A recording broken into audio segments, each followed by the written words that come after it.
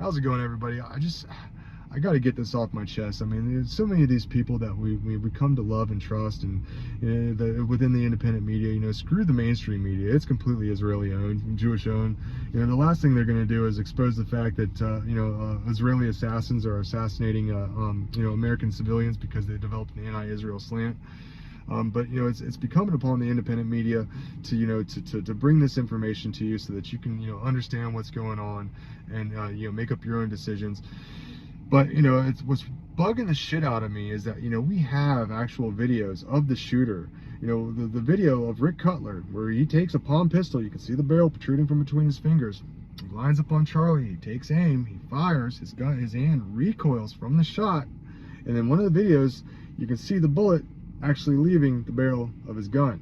And then these guys that they knew that it was their job to not only kill Charlie but to immediately get his body out of there as fast as possible, which is why if you count the time, it took them exactly 6 seconds to get on top of Charlie, remove any evidence that they possibly could, get him up and running him to the vehicle in order to get his body out of there before any of the on-site medics could assess the situation, take notes as to what had just occurred. It was obviously an inside job.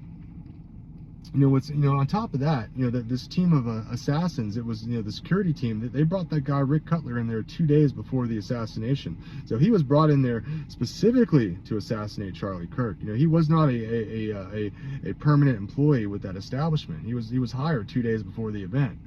So it's obvious that he was an assassin that was brought in order to shoot Charlie Kirk.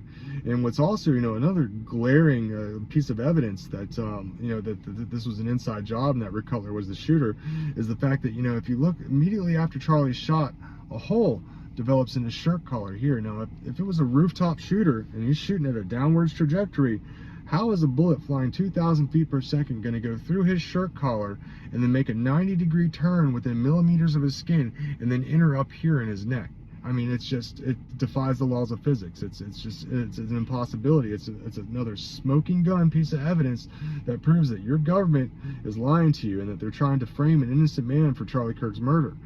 Another glaring piece of evidence, what Candace, God bless her heart, she revealed to us is that one of those idiots, they called 911 on the way to the hospital, and I guess forgotten that he had called 911, dropped the phone or something, and there's I guess a 9/11 recording of everything that transpired in that vehicle, and according to that recording, they supposedly said something along the lines of, "We've got him, we got him. We're taking him to the hospital," and get that off of him.